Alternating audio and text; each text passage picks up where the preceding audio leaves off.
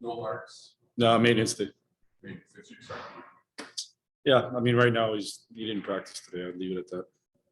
Where, do you like the offensive production so far this year? Do you like what you've gotten out of it? Is there still more there? It's a good question. You know, it's been different in different games, which is going to be. I think our offensive production's been not bad. You know, our power play hasn't been great, but it hasn't been bad. It's had moments where it's scored. I would say if there's one area, I think we've given up too many goals. To me, that would be a bigger area of concern right now. I think, you know, over the last couple of years, we've looked at our underlying numbers defensively. They've been better than they are as we sit here today. Now, sometimes that's just the way the games are. You know, the games can get a little bit wild. But like the other night, I thought we gave up too many easy goals against them. We can't give up easy goals against and expect to win on a consistent basis. You're tired. Was it just two moves? Just great. I would say we gave up our zone too easy, starting in the O zone, coming back to our end. We just gave up our zone too easy. And then I thought we were slow closing a D zone. So we just, and they're a talented team and they made us pay for it. Tomorrow night, I'm sure. I mean, obviously, it's been a rough start. You see a team like that on the schedule, is it like first time to face them? Well, I'd start by saying the last time we played them, they kicked our butts in here. So, you know, that's all I'd really worry about right now is they had kicked our butts. They obviously, you know, that's what sticks in our mind. You know, we're not necessarily, you know, our guys aren't watching them play on a consistent basis or watching their record or anything like that.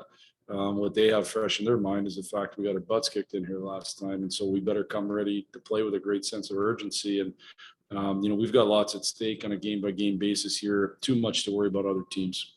There's one starting tomorrow, the schedule. Yeah. It's pretty intense for the next 2 or 3 weeks. How do you balance games and the time off and just make sure everybody's fresh? It's a good question. You know, we're going to have to work to balance it. You know, I work with our sports science people in terms of, you know, where guys are at from a body standpoint, making sure that we're trying to get our guys, you know, get enough practice time in, but also have our guys with maximum energy in the games. You know, we may have to look at flipping some guys in and out in terms of bodies just to make sure guys stay fresh and are at the top of their game. So it's something we'll look at, especially on the back end. Last one, Lutheran's big college writer. You have to go over there to Tucker at Western. What kind of impact did she have with you? Just She's an absolutely great person, great human being. You know, I honestly get a little bit emotional just thinking about it with what she did for me. You know, she not only gave me the opportunity at Western, but she gave me the opportunity to leave. And you know, she could have made it way harder. And she knew that my dream was ultimately to be a head coach in the National Hockey League. And rather than maybe being selfish, she was selfless, and she allowed me to take the assistant job with Babs at the time, and which ultimately led to where I sit today. So I owe her a ton. Western Michigan University owes her a ton. She's a fabulous human being. Just to go back on Montreal, how do you make sure to capitalize on the team when they're struggling like that? You know, again, I would say our focus is more on ourselves than on them. You know, I think in this building, if they could be 8-0 or 0-8, doesn't matter. In this building, momentum matters, and so you better do a good job of not giving up easy chances. You know, because every time you give up a chance, the momentum builds in this building. You better make sure that you when you do give up a chance, it's not a second and a third and a fourth right away. Because again, the momentum, you have to find ways to quell that momentum. The best way to do that is to play in their end as much as possible and make them defend. What's the plan? It's a day-to-day league, so right now the plan is from to play tomorrow, and then we'll take what happens after that. We'll take it day by day. You know, I thought Joe, understandably so, started slow in the game a little bit. He hopped out of a car and put his gear on and played. a little bit systematically. I'm sure it was a little adjustment, even though our systems are similar. He played wing. He'd only maybe had been playing center, but I thought by the end of the night he looked really good. He's got really good physical attributes. He's strong. He can skate. He's got good one-on-one ability. And so, by the end of the night, he made a real big impact in the third period. You feel that he's more ready right now for the I think it depends how you define ready, number one. My question is he ready to help us win? And if he plays consistently like he did in the third, then he's ready to help us win. If he plays consistently like he did in the first, then he's not ready to help us win. So I don't know that answer. We'll keep watching. I don't just because a guy, anybody, and for that matter, is ready to play in the league is different than ready to help you win. We want guys that are going to help us win. What do you think of the start of this season of Phillips and Ethan? I think Phillips had some games where he's played really good and maybe hasn't got rewarded as much offensively. And I think he just has to make sure that he doesn't let that get him down and that he stays with it. And he has scored some. Obviously, had a nice power play goal the other night.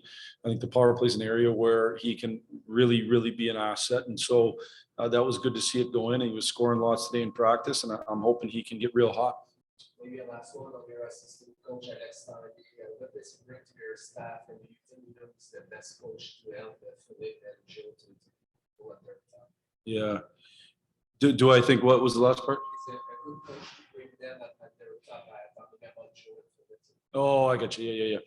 I'll start by he helps us find the best poutine places in Montreal, so that's a great start. I've really enjoyed my time with Alex so far. He's very, very smart, very, very passionate about coaching, cares a ton about trying to help our guys get better.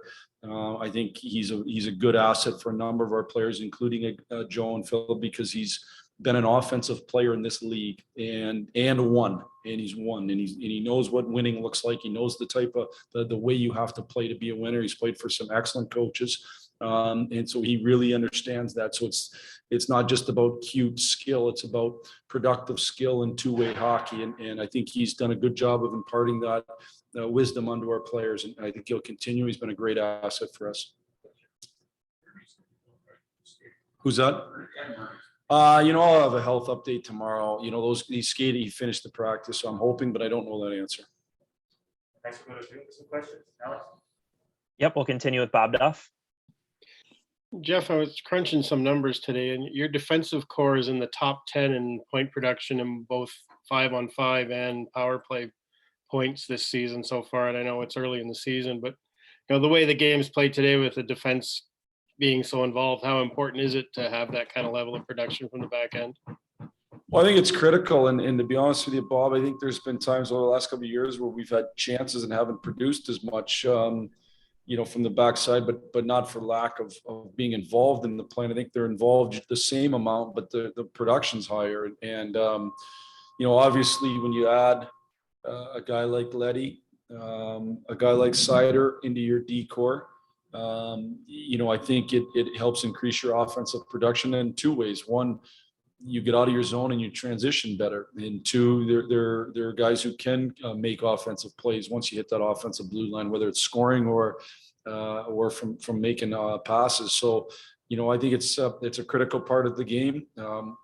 We want to be able to win different ways. And even a game like Toronto the other night, although we didn't come back and tie it, we stayed in the game because we were able to score. And so scoring is a critical piece of the game.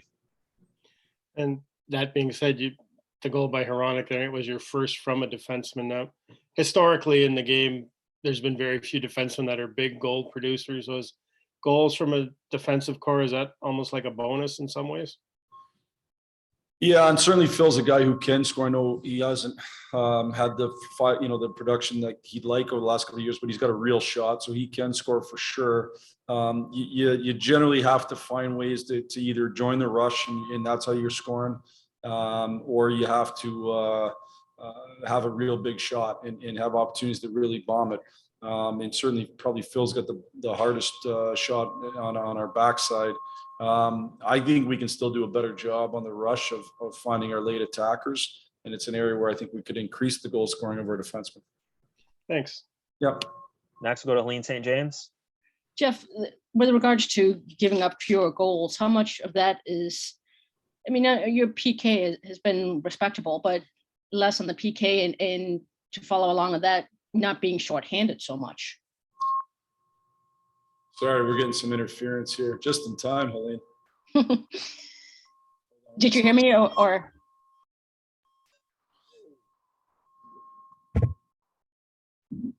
Can you hear me? Yeah, did you hear my question or? I did hear your Yeah, okay. question, Helene. I'll answer it while we're working on this. Both those are factors. First off, I actually think our penalty kill, you know, we went through a kill last game where I thought we did an excellent job. And then I think the only chance they had on the power play went in the net. And now that's not the fault of anybody. It's just to say structurally, I thought it was pretty darn good. And I think it has been. I think we're improving in our structure on the PK forecheck, which I think was important. I think our structure in our zone's been pretty good. So my gut is you know, generally, if you can stay with it, even when goals go in on the PK, if your process is good, if you can stay with it, it'll even out. And I believe that that's what will happen with our PK. Certainly, you know, the number of times that you give teams power plays, you're playing with fire. And so something we've talked about from the beginning of the season is do a better job of staying out of the box. And that's certainly an area we got to be better at.